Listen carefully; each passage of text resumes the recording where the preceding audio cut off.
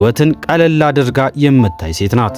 ሪቻርድ ደግሞ ከጓደኞቹ ጋር ዓመታዊ የአደን ፕሮግራም ስላለው ጄንን ያስመጣት አደኑ ከመጀመሩ በፊት ጥቂት ቀናትን አብሮ ለማሳለፍ ነበር። ነገር ግን ሳይታሰብ የሪቻርድ ሁለት የአደን ጓደኞች ስታንና ዲሜትሪ ከተቀጠረው ቀን አንድ ቀን ቀደም ብለው እዚያ ቤት ይገኛሉ። በዚያ ምሽት አራቱም አንድ ላይ እየጠጡና እየጨፈሩ ይዝናናሉ። በዚህ መሃል ስታን በጄን ውበት ከመጠን በላይ ይማረካል። አይኑን ከሷ ላይም ማንሳት ያቅተዋል። በማግስቱ ጠዋት ሪቻርድ አንዳንድ ጉዳዮችን ለመጨረስ ለጥቂት ሰዓታት ከቤት ይወጣል። በዚህ ሰዓት ዲሜትሪ ውጭ ገንዳ ውስጥ እያለ ስታን በቤት ውስጥ ብቻዋን የነበረችውን ጄንን በኃይል ይደፍራታል።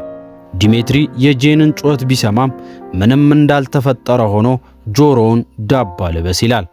ሪቻርድ ተመልሶ ሲመጣ ጄን የተፈጠረውን ነገር እያለቀሰች ትነግረዋለች።